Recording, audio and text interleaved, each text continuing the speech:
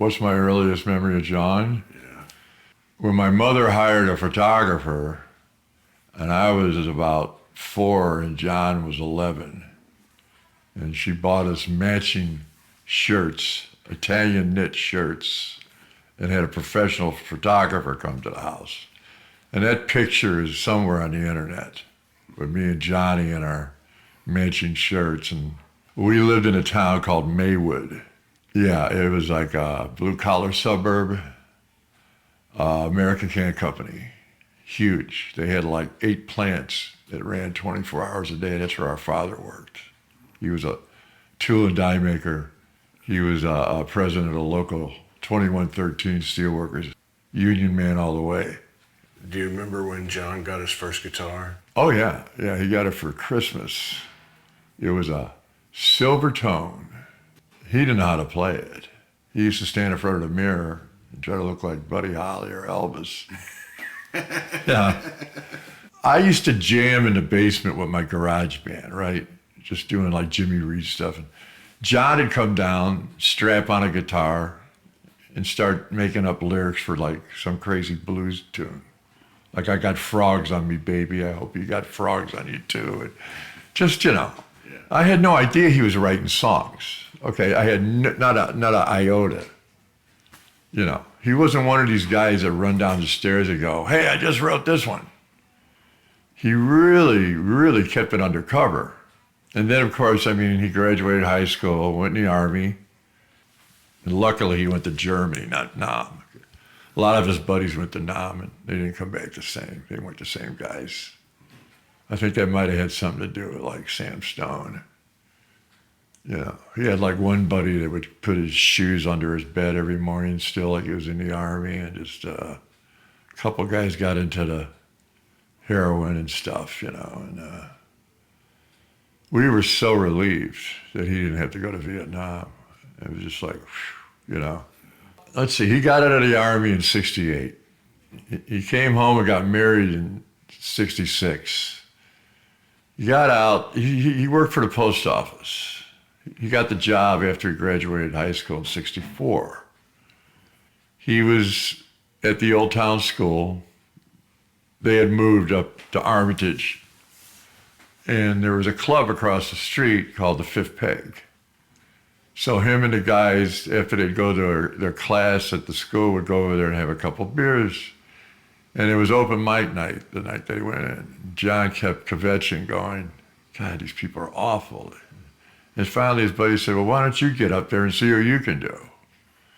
So he got up there and did like half of his first album and got a gig like that. Next thing I know, he's there every weekend. I'm going down there sneaking in. I was like 16. They served me rum and Coke.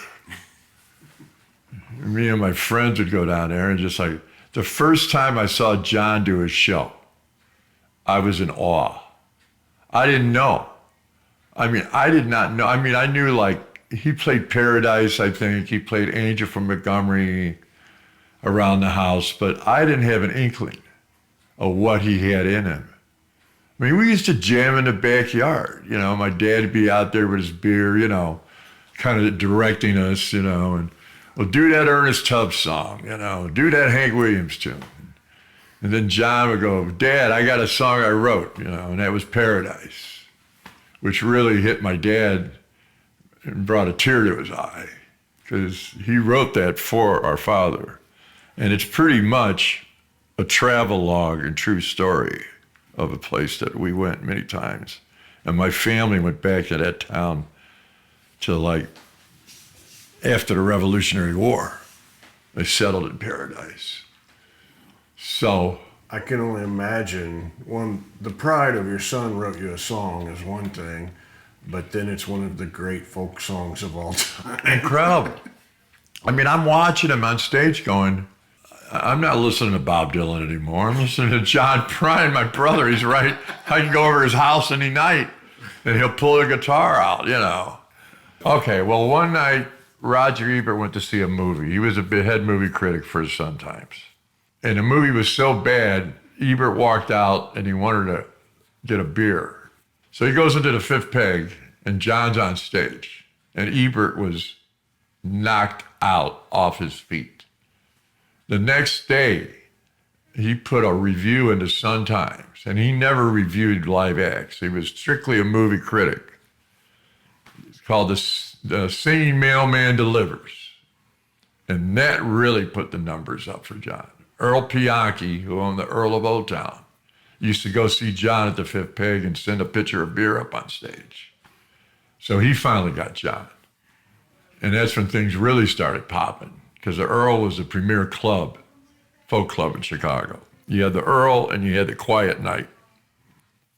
The Earl was more strictly folk. The Quiet Night had all kinds of acts. Bob Marley, Bill Monroe, but the Earl was really folk. And the big guys were my brother, Steve Goodman, a lady named Bonnie Kolak, who you had on your show, Eddie and Freddie Holstein, Mike Smith, and then other guys that come to town like Gamble Rogers, Ramblin' Jack Elliott, Fleming Brown. It was a great club. I worked at the Earl.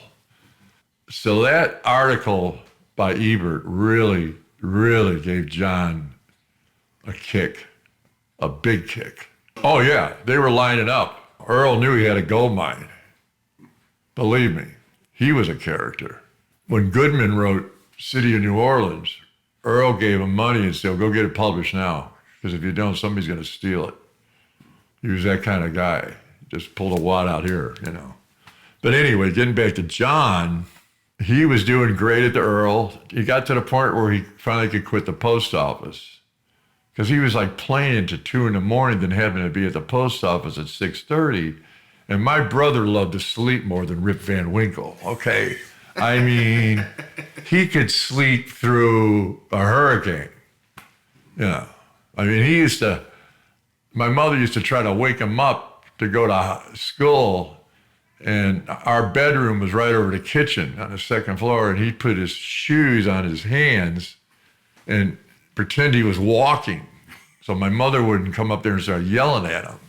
So he's at the Earl, he's doing great.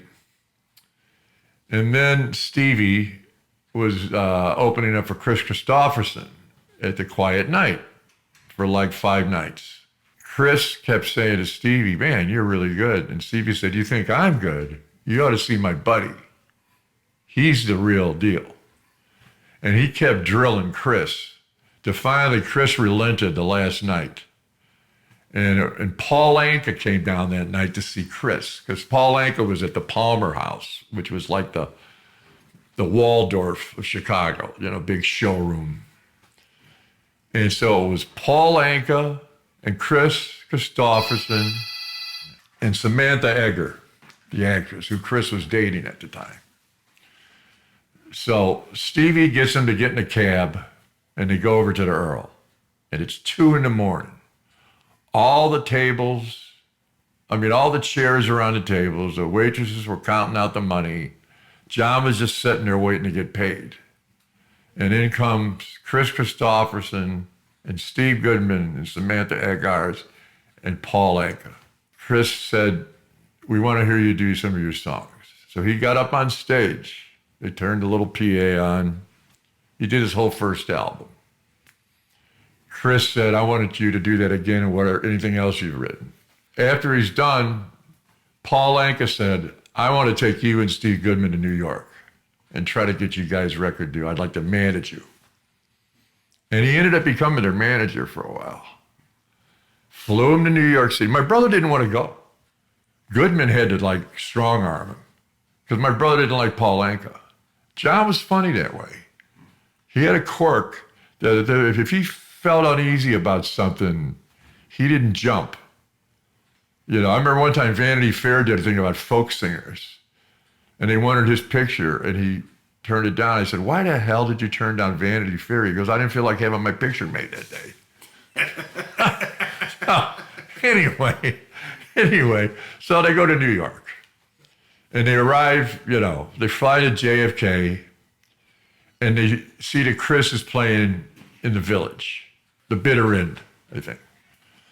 So they just take a cab down there. John and Stevie, and Chris and Donnie Fritz and Billy Swan and his band are all hanging out up front. And Chris said, wow, you guys are here. He goes, well, I tell you what, next set, you're each going to get up and do 3 songs apiece.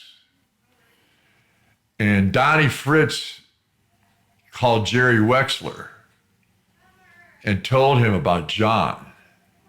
So Jerry Wexler was in the audience that night. John got up, did his 3 songs. Wexler said, I was going to sign one of them. I couldn't sign both of them, but I went for Prine because I thought he was a real songwriter. Not that Stevie wasn't a real songwriter, but he just liked my brother's insight. And also he knew that he could get John's songs recorded by other artists probably, like Bette Midler did, Old People, later on. So here I am sitting at home on a hot summer day. Phone rings. It's John. He goes, Billy, I'm in New York City. I said, yeah, I know. I heard you went there. He goes, I'm at Carly Simon's apartment. I says, what? What's going on? He goes, I got a record deal yesterday. Jerry Wexler from Atlantic.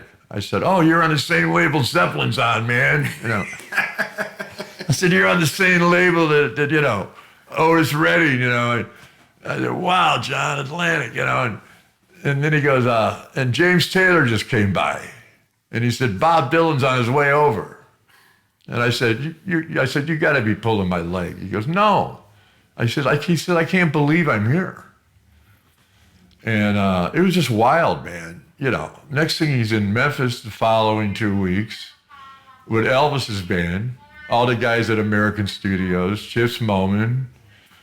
And they cut that album, like, I think in 2 days, 3 days.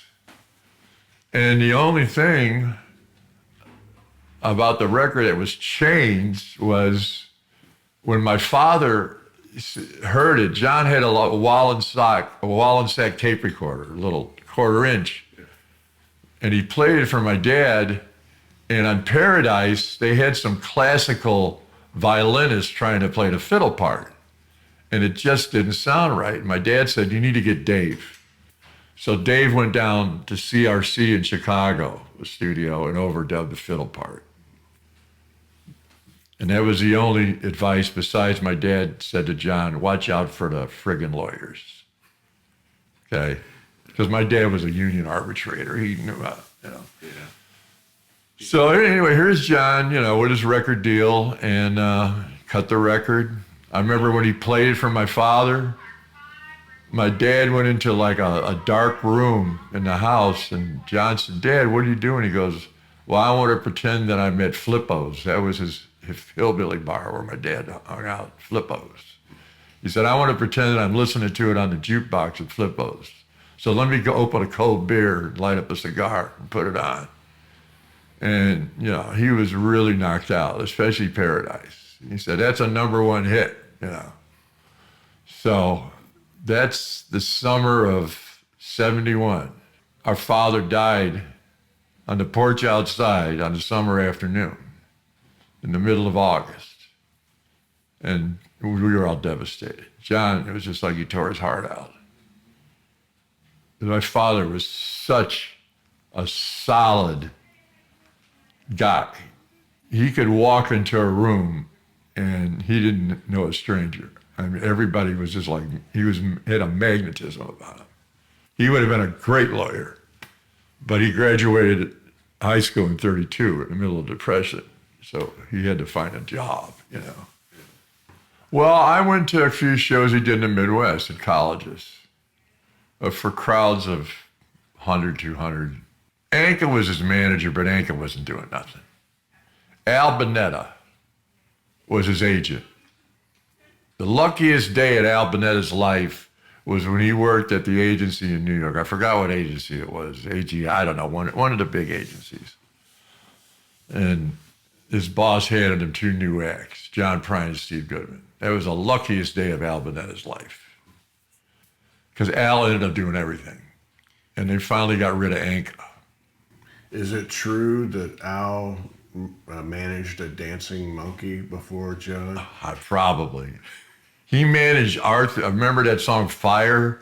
by Arthur Brown.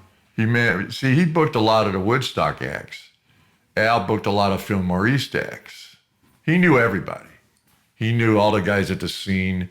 He used to go see Hendrix and Johnny Winter. He grew up, he was a Rascals road manager. That was his first job.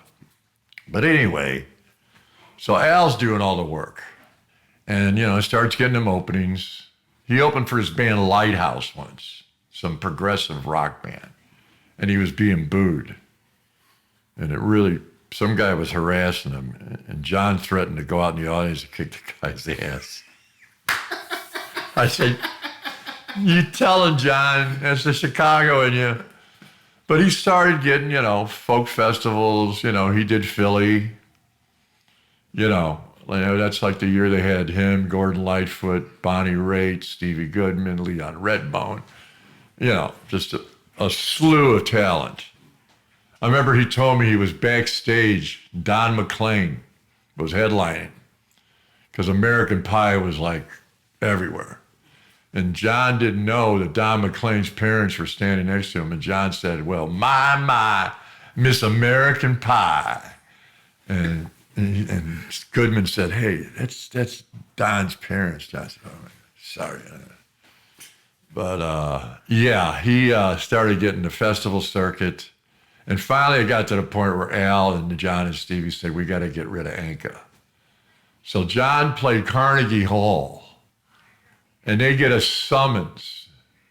They're being sued for $1 million by Paul Anka for breaking a contract. And Al is elated, like happy. And John goes, what's wrong with you? We don't have that kind of money. We don't even have a credit card right now. And that was the truth. They were hand to mouth. And Al said, yeah, I know we don't have $1 million, but they think we got $1 million. That's the way Bonetta, So, he ended up managing John and Stevie, and it was, like a triangle, a golden triangle. They were everywhere together. And those are the two artists that Al stuck with. He never really managed another act. Goodman was the biggest Cubs fan in the universe.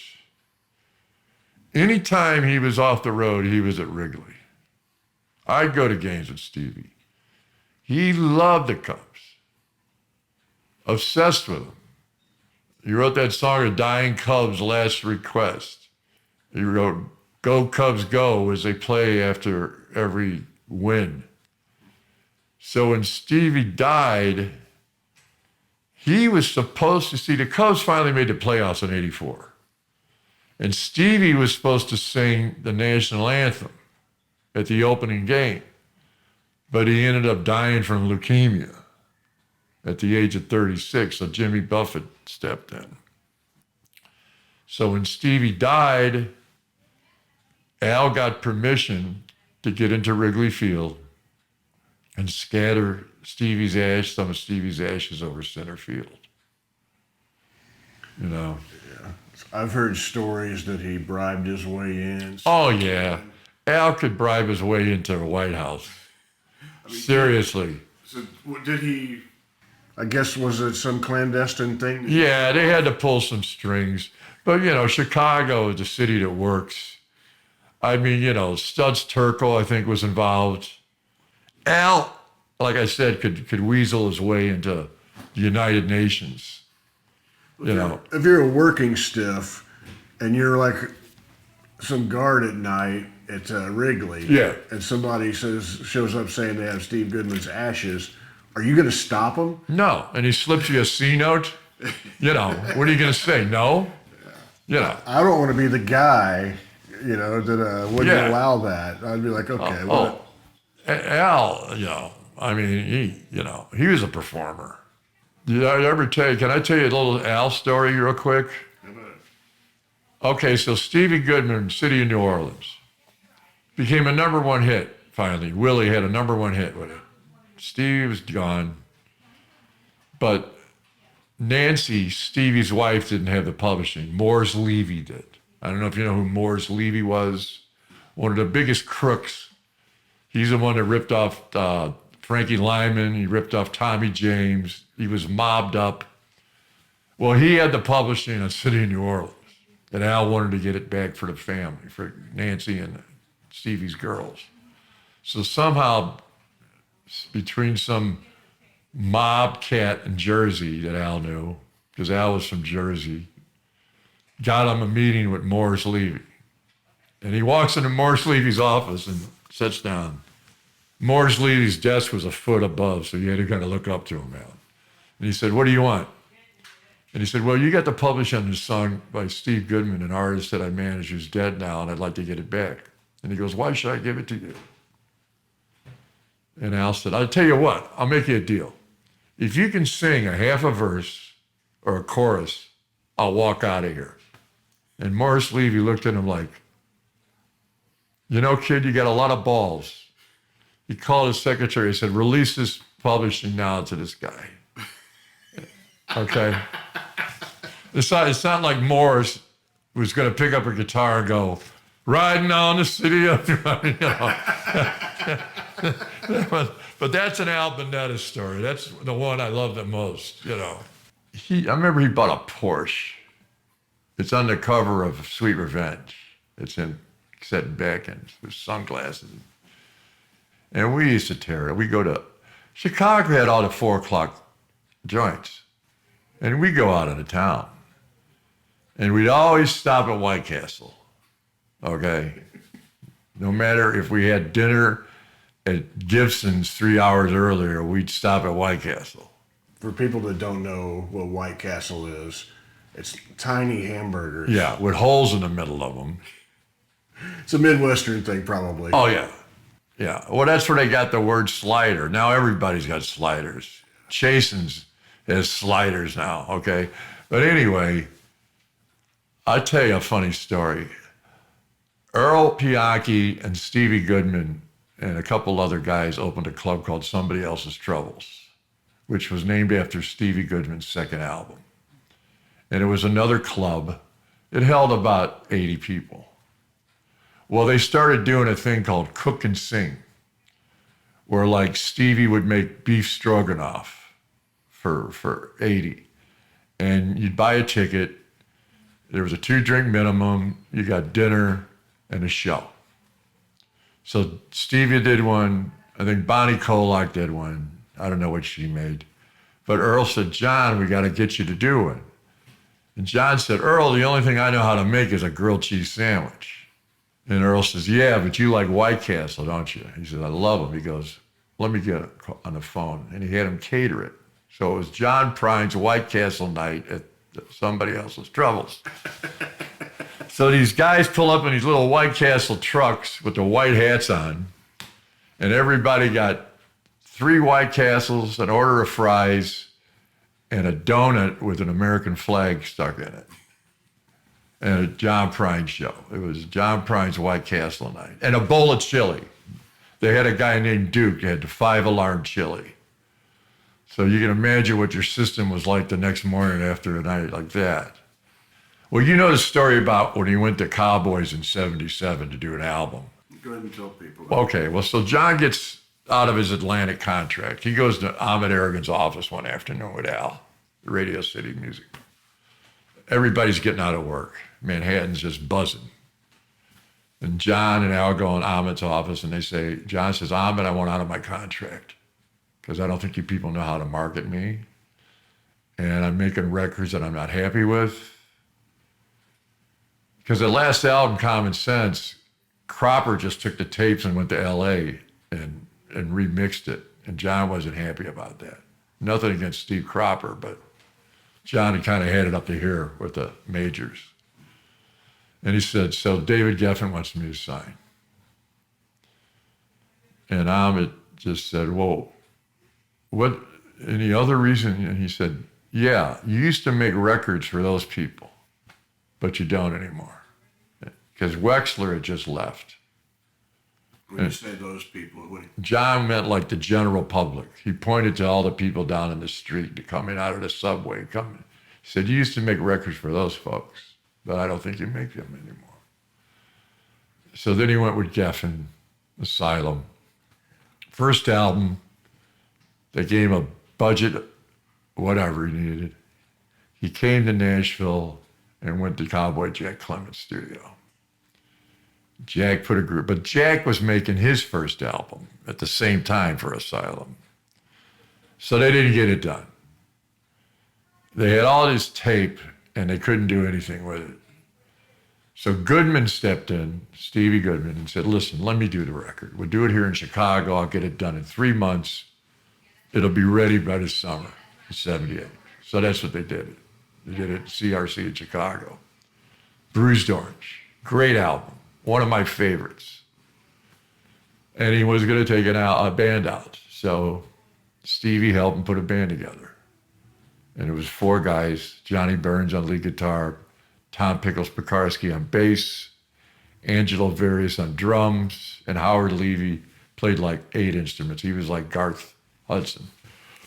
So they're going on tour, and John calls me one day, and I was kind of looking for work, and he says, you want to go on the road and be the guitar tech? I said, sure. And all we had back then was just a chord tuner. We didn't even have a strobe tuner yet. And I knew how to string guitars. And I was like the band's roadie manager. I checked them into the hotels. And I worked with a guy named Danny Cronin, John's first road manager. He took care of John. I took care of the band. And we had fun. What were you traveling in? Silver Eagle bus. Him and Al bought a Silver Eagle. And they had it tricked out. It was nice. And that's when John liked traveling on buses. Not like the story that Dave told about him never going on the bus. We used to party on that bus wild. I mean, we weren't like throwing TVs out of hotel rooms, but, we could party, You're on the road with your brother? Yeah, we had poker games, and White Russians, and a few other substances I don't want to mention, but, it was a good time. And I learned so much. I mean, we had a semi, we had lights, we had sound. It was a big production. We opened up in Norman, Oklahoma, but a week later we were at 2 nights at the Roxy, right? The Showcase Club of Hollywood, And everybody was scared out of their brains in the band. John, just another show, So we get to California, we check into the Sunset Marquis, and the first night, he had to do 2 shows a night. Opening act was Ray Campion and the Rockabilly Rebels, great rockabilly band. The dressing room that I had to do guitars in was about the size of this room, and I had about 12 guitars. So I'm back there trying to and then I got people hanging out in there. I walk in and there's Chris Christopherson and Rita Coolidge. And then Roger Waters comes strolling in. And then who shows up but Phil Spector with his bodyguards? Because him and John, I don't know, did you know the story about them writing? Oh, that's a good one. 2 years earlier, in 76, John was in LA. Robert Hilburn from the LA Times told him, Phil Spector loves your music and wants you to come over to his house. And this is before Spector went off the rails completely. And this is when he still lived in Hollywood, not in the place where the horrible crime happened. So John and Al went over there. And Al got so creeped out, he left John there. He never left John anywhere.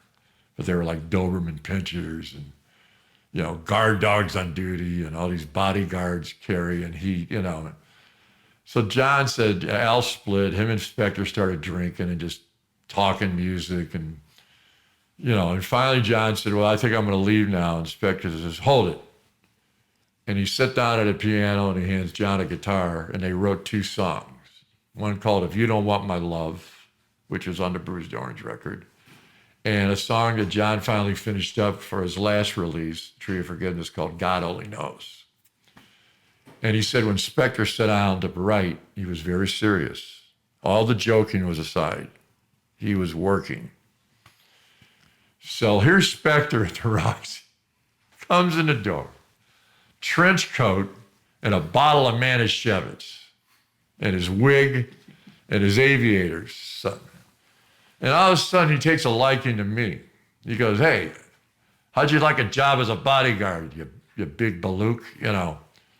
And I don't know, we just started talking music. And he gave me a whole handful of back to mono buttons. I don't have any of them left. I killed myself over that. But he wanted me to hang out with him and his bodyguards and get drunk, like, you know. And I said, no, I'm working, you know. But he was just like, Prine, Goodman can't produce you. You should have had me produce that record. You know, just obnoxious to the point of like, you know, Phil Spector. Only Phil Spector can get away with this. You know. What was really funny that night was at the Roxy back then, you had a curtain. And they'd raise the curtain. So you'd walk the band on stage with flashlights because they'd blacken it. Well, I was told by John to put a box of thumb picks and a box of flat picks out. So what does John do?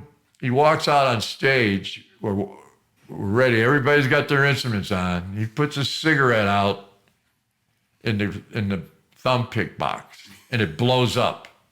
And the people in the audience thought it was like pyrotechnics because he had this big flame and smoke and burnt plastic. And the guy running the curtain's going up and down, and the band's going in to blow up your TV, and it's just like mayhem, right? And so after that, I only set out like 6 picks, you know, in an ashtray, like 2 or 3 of them, because John always used to smoke on stage, you know.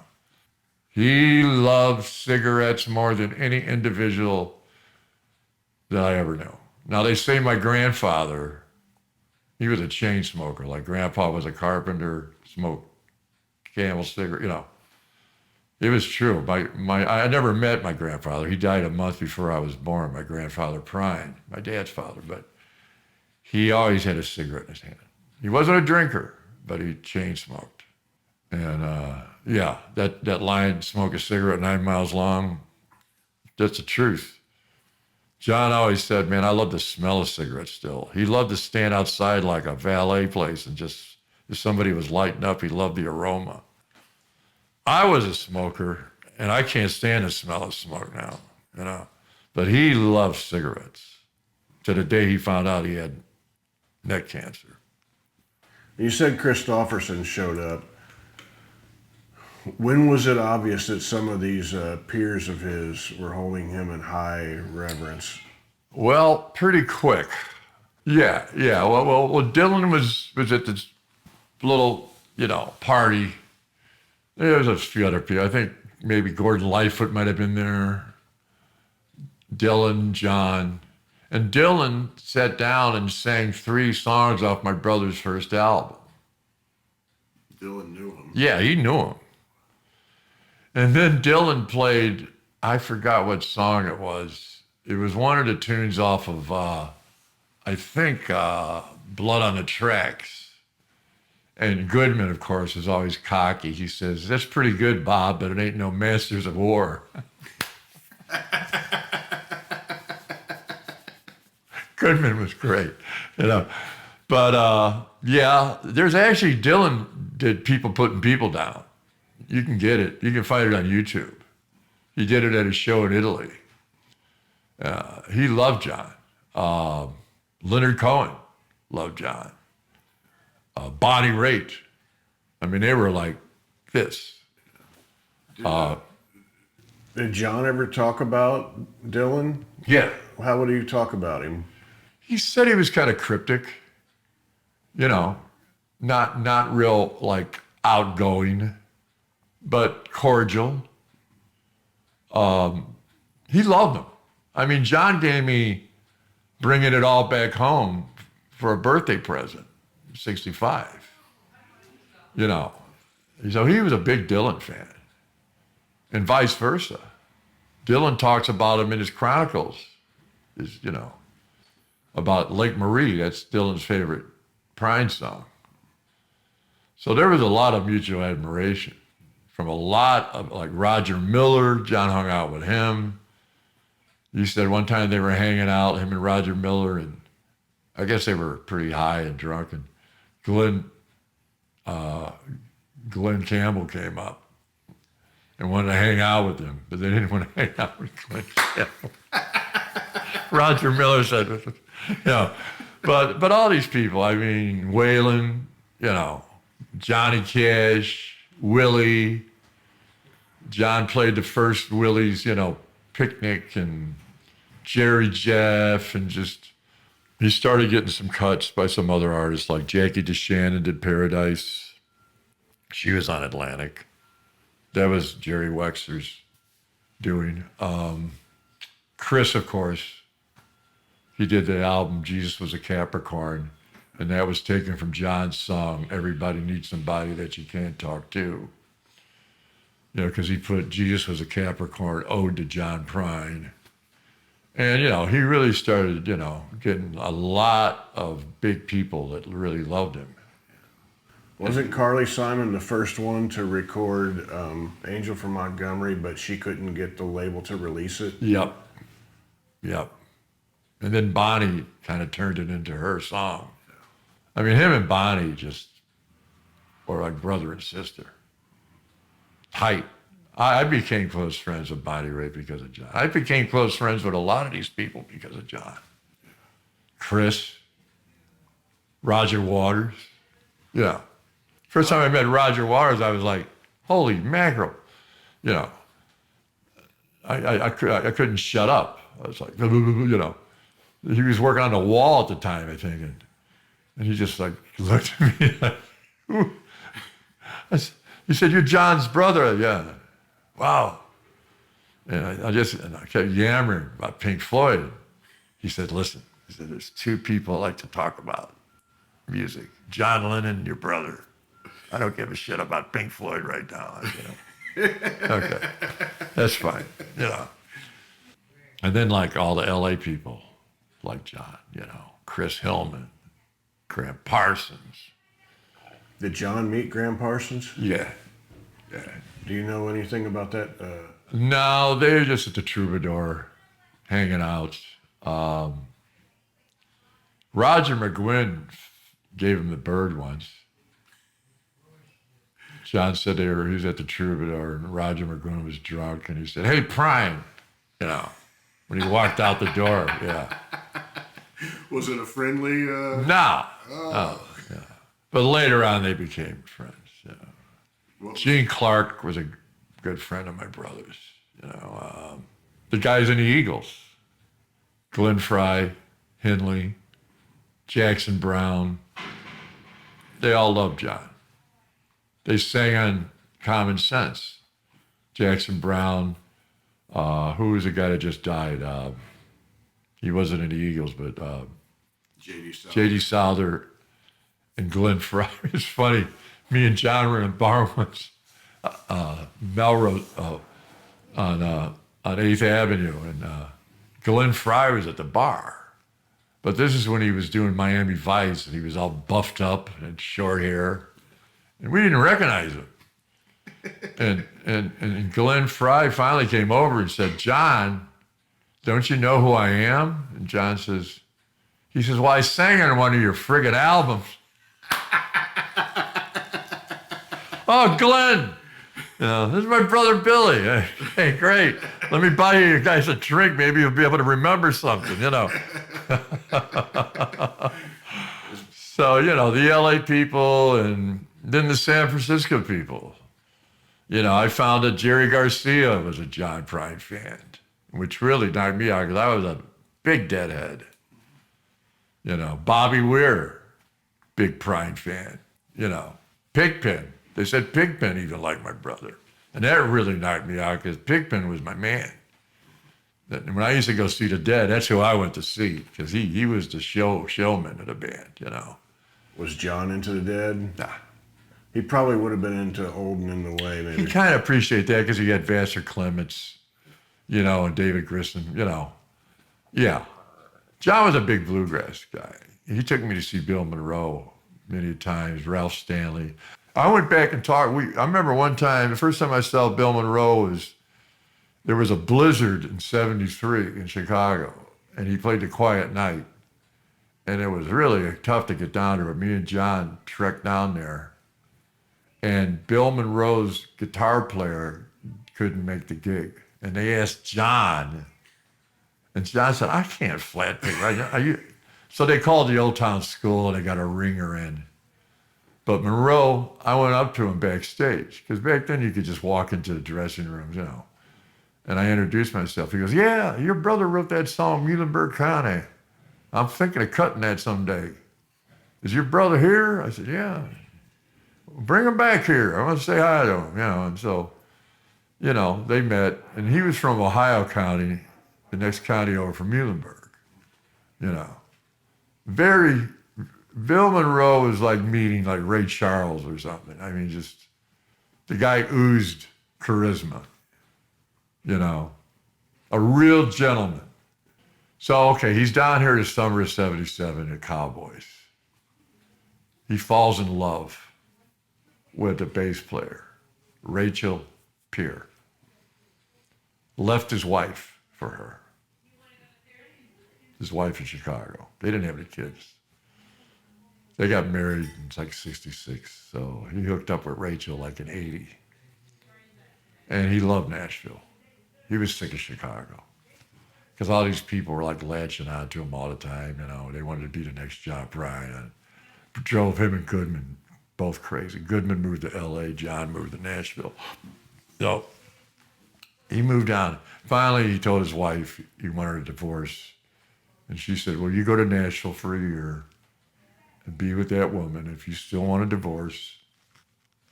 So he fell in love with Nashville. He started meeting other writers like Roger Cook and Guy Clark. Well, he knew Guy, but anyway. So he came down here in 80. This is right after he broke the band up, the Chicago band, because they did like 3 albums. But then it was just too expensive. He wasn't making enough bread, so he went back to doing solo. And then he ended up getting like Philip Donnelly and Rachel. Philip Donnelly was an Irish guitar player. He played with Donovan, he played with Thin Lizzy for a while. And then Rachel played bass and sang, and him and Rachel were in love. So that was the Nashville, you know, connection. I was sick of California, you know, and John said, well, you got to come up to Nashville, man. It's pretty nice. So I went to bartending school in San Francisco, and I moved to Nashville. I was one of the original bartenders at the Bluebird Cafe. Yeah, it was great. The second day I come here, I got a job, you know, and I had 3 places to stay because Roger Cook was going to London, John was going on the road, and Jim Rooney was going to Europe. So me and my buddy, Gene Hatfield, who was related to the Hatfield-McCoy gang family, we had free rent for 3 months. We were living large, buddy, going out every night. Now, the Bluebird was so good back then, man. Joe South would play. You know, Joe South threatened to kick my brother's ass once. Really? At the exit in, yeah. What was that about? He was drunk. You know, Joe South. Joe South was like Brian Wilson. You know, unstable, but a genius. You know. Dave Ferguson mentioned John's poker parties over at his house. Oh, yeah. And Guy and Towns Van Zandt playing there. Do you have any memories of that? Yeah. I was there one night, and Rick Danko and Levon Helm came by. And you talk about blowing my mind. Yeah. Playing poker with 2 of my idols, right? And who else? Rooney was there. But then we started jamming, and I'm in heaven. I'm jamming with Levon Helm because John had a mandolin at the house and Danko. And they're all getting drunk. I mean, it was great. They did everything, you know, ain't no cane on the Brazos, all that stuff. And I'm just like, you know, playing poker with the band. I'm going, holy mackerel, you know, this ain't ever going to happen again. Let's see if Bob Dylan can come over, you know. So, yeah, that was the poker party I was at. It was just being the presence of Levon Helm was just incredible. His charisma, and Rick Danko too. Oh yeah. I got to meet Richard Manuel once, and he was kind of quiet, but nice guy, soft-spoken guy, but brilliant. But John was the best poker player. I mean, the stakes weren't huge. I don't know. I think I lost $50 one night. Friendly game. Yeah, nothing huge. Just a friendly game, you know. The thing I learned was don't drink when you play poker if you want to win. If you don't give a damn, go ahead and get toasted. But if you want to win, you gotta, be pretty sober, I think. But yeah, he could play some cards. Spades was his game. And man, I could never beat him in spades. It used to frustrate the hell out of me. So, 75, Bonnie is on tour. And Mose Allison and the band Orleans, John Hall's band, were openers. And they played the Auditorium in Chicago, which is about a 3,000-seat concert hall. Great hall. I saw Delaney and Bonnie with Eric Clapton there. I saw Pink Floyd there. I mean, great hall. So Bonnie put me on the guest list. I went down. And then the second night, she was off, and she said, come down tomorrow night. We're going to go clubbing. So John Hall said, listen, Sonny Terry and Bronny McGee are playing the Quiet Night, and they got this new guy named Tom Waits. And we got to go check him out. So it was John Hall, me and Bonnie, and a buddy of mine who worked for the Illinois Entertainer at the time, which was a freebie paper in Illinois. But so we go down there, and it's like half the audience were these University of Chicago blues purists, and they were giving Tom Waits crap, man. Hey, Kerouac, get off the stage. I mean, it was sad because he was so good. I was like, wow, John Hall, where did you come up with this? And I went back and talked to him after the show. I said, man, I apologize for some of these Chicago people. He said, man, it's all right, you know. What's your name? And I said, Billy Prine. Goes, yeah, man, I love your brother, man, you know. So, yeah, and then I hung out with him a few other times. Him and Leon Redbone, who I was really close to, did some shows. So I used to go hang out with Leon, and Tom would come in. I remember seeing a picture of John, Bonnie, and Tom somewhere. That's at the Grand Ole Opry House. That was at the Grand Ole Opry. So Tom Waits is at the house, at the Opry House, yeah. Bonnie. At the Ryman. Yeah, no, not at the Ryman, at the Opry House. At the new one. Yeah. Okay. That was backstage, where John had his pants rolled up. It was Bonnie, John, and Tom. That was the bill. I think in that order. Bonnie headlined, John was in the middle, and Tom opened. So they hung out a lot. Yeah. They did about 10 shows together. They had a blast. And funny. He would come with some one-liners, John said, it was just hilarious, you know. And then Tom introduced John to Ricky Lee Jones. I was there that night at the Troubadour. I was living up in Northern Cal, and I went down to see John in L.A. Where was he at? He was doing he was doing the Roxy. It was just, it was him and Philip and Rachel. And we were all at the Sunset Marquee. The next day, he's got a show at USC. Rodney Crowell was the opening act. This is like 1979. And the three of us, me and John and Ricky Lee Jones, stayed up all night partying. I finally went to bed at 6. I said, I got to get some sleep. I don't think Ricky and Johnny got any sleep. He looked at when he went on stage. His face was redder than a beet. She was a pretty interesting character. You know, Tom Waits was the one that introduced him that night at the Troubadour. Hey, Ricky Lee, this is John Prine, and he's the man, you know.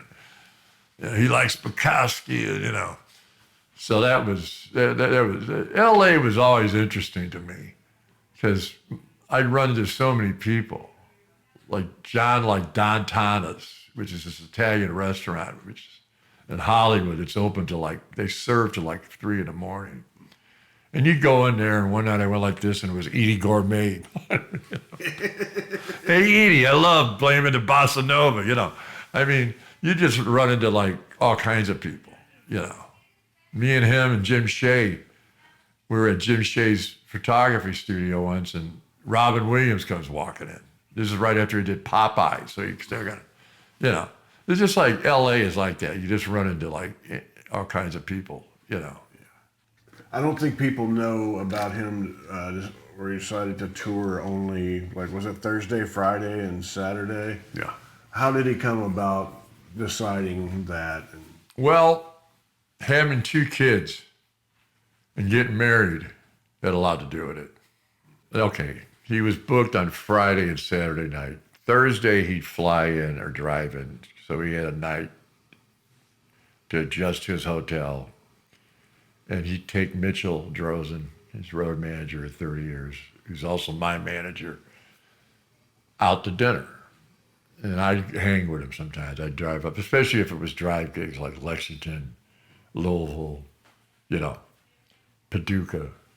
So the idea of going in on Thursday was just a night to unwind. And then Friday, he always had a protocol where he'd call me up. Let's go out and find a hot dog place. And I want to get a copy of this Friday New York Times. And the only place you could get them was Starbucks. So we'd find a Starbucks, get a New York Times, go find a hot dog. And he'd go back and take a nap, and then he'd go do the show. And he'd do the show Friday. Like they'd route him, so he'd be doing like Paducah, not Paducah, like Paducah and like say St. Louis. He'd have to fly to shows too. But he liked to work Friday and Saturday night and be home Sunday. It's kind of genius. You get to go do the good nights and be home and not chasing it all over America. Well, he chased all over America a long time. So he had enough clout where he could do it that way. And it was perfect because he'd be with the kids during the week and he'd always be home on Sunday. There were exceptions. I mean, like when he did like European tours, festivals, But most of the time, that was the protocol. And it was a perfect schedule for him.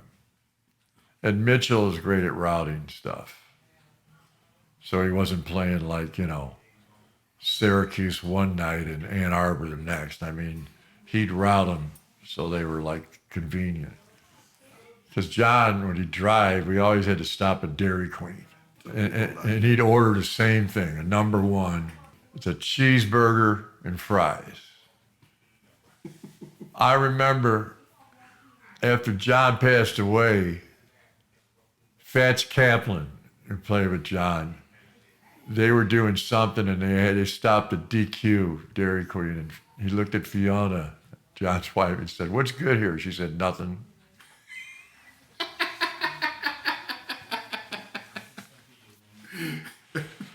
She used to try to change John's diet. She said he got him to eat a kale salad once. I said, "How long did you have to hold the gun to his head?" I mean, he was meat and potatoes, man. Meatloaf. God, him and Pat McLaughlin knew every meatloaf place in town. They knew what day the special. Oh, yeah, even on the road. See, he used to eat after the show. He didn't like eating before the show. He'd have like a decent lunch, and then it was always meatloaf, brown gravy, and mashed potatoes. They found some place to cater it. It was waiting for him. Either that or it would be like manicotti. He liked Italian because his first wife was Italian-American, so he liked good Italian food. We go to Arnold's. People come up once in a while and, hey, just, But sometimes they want to sit and talk with us, and no, we're having a meeting here, The John Prine fans aren't assholes. No, they're not. There's not a single. No, because, John Prine wasn't an asshole. All his fans are, kind of, got a bit of him in them, And, he had a great fan base. People would kill for that fan base. Absolutely beautiful people. When I publish this, the nicest people are going to show up in the comments, and there won't be a single asshole. It's an amazing testament to him. Oh, yeah. And this thing that he built, this community he built. Oh, yeah. I mean, John was just the most giving. I never met a man who loved Christmas more than John Prine. He had 3 trees in his house. I'd go Christmas shopping with him in Chicago. This is when he was still living in Chicago. His first wife, who's a wonderful lady, by the way. I still talk to her like every month. She's still like my sister, but anyway. We'd go to this big mall called Woodfield, outside of Chicago. And me, when I Christmas shop, I had a list. I just boom, boom, boom, boom, boom. I'm done in like 2 hours. We'd go, and I'd say, okay, we'll meet at this restaurant for lunch in 2.5 hours. And I'd have all my stuff, and he hadn't even bought one gift yet. Well, I'm thinking, I said, John, just buy, just get something. But he was very meticulous. Very thoughtful. Okay, for my birthday, let's say, Brian Wilson was playing the Ryman, and I'm a Beach Boys addict. And Blondie Chaplin and Al Jardine were with him. And I loved that incarnation of the Beach Boys in '73, right? When they had Blondie and Ricky Fattar and Dennis was still there. They were the best band on the road, I thought. Anyway, so John, for my birthday, got me center row, first row Confederate balcony at the Ryman. Not only that, but the day of my birthday, he bought a little record player and he found a vinyl copy of Pet Sounds, original copy, sealed from some collector in Japan. And he brought it over to the house. That's how meticulous he was in pleasing people with gifts. He loved making people happy. He was like Santa Claus, He did so much for me in my life, I can't even, begin to tell you. Yeah, our mother never wanted for anything, and she was a widow at the age of 50 because of John. He made sure my mother was comfortable. He bought her a house in Nashville. That's when I moved back down here in '93. He put her on the payroll. And oh boy, so, they didn't have to worry about the taxes and all that. The accountants took care of all that. Very giving. The Missing Years was like a comeback album, and it was an incredible record. Howie Epstein produced it. Howie came into Dan and Al's office in LA and said, I want to produce John Prine. He had just done Carlin Carter's album. And he said, I'll produce 3 songs on John for nothing, on spec. And if you like what I'm doing, we'll talk turkey.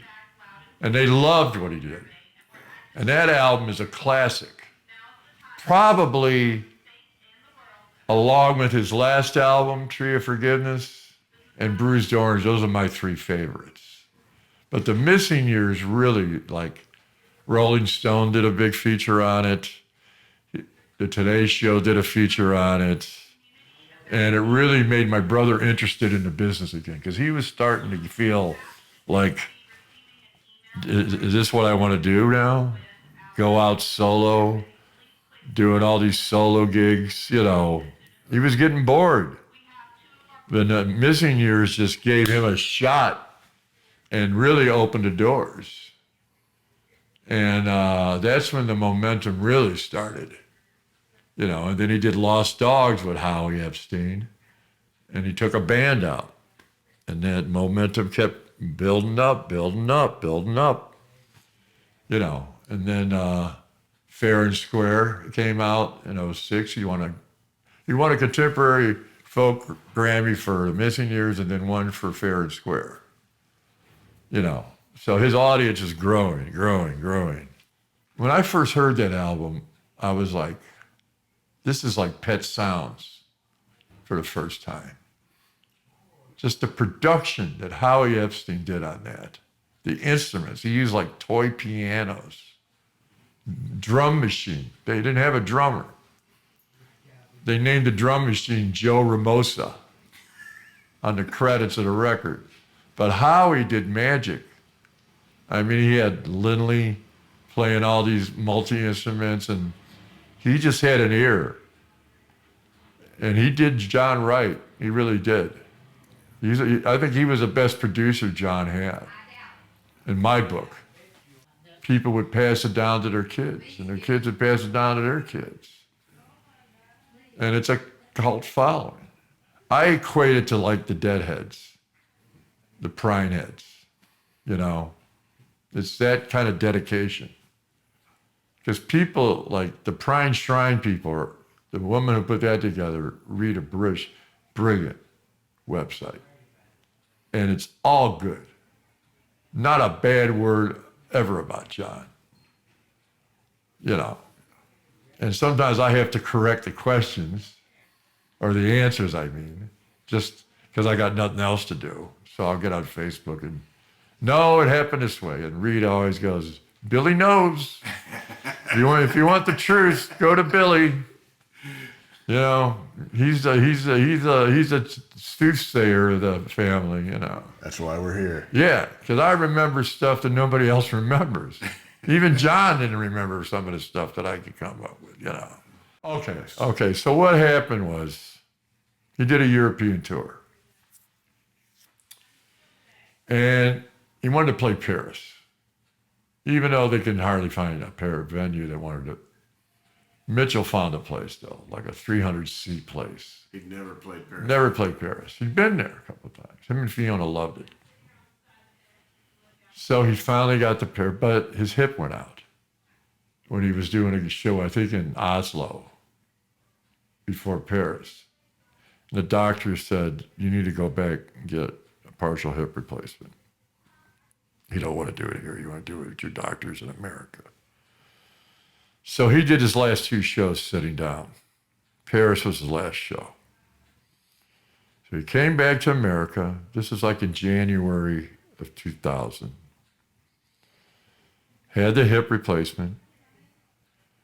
The last time I saw him was he was in a rehab place, and then him and Fiona rented a B&B because their house was being worked on. And the B&B was really close to the rehab place. And that's when I called him up one afternoon. It was a snowy, March afternoon. And I said, you hungry? Yeah. I said, well, I'll go to Wendell's and get some fried chicken, mashed potatoes and gravy. And I got him some blackberry cobbler because I know that was his favorite. So we went over there.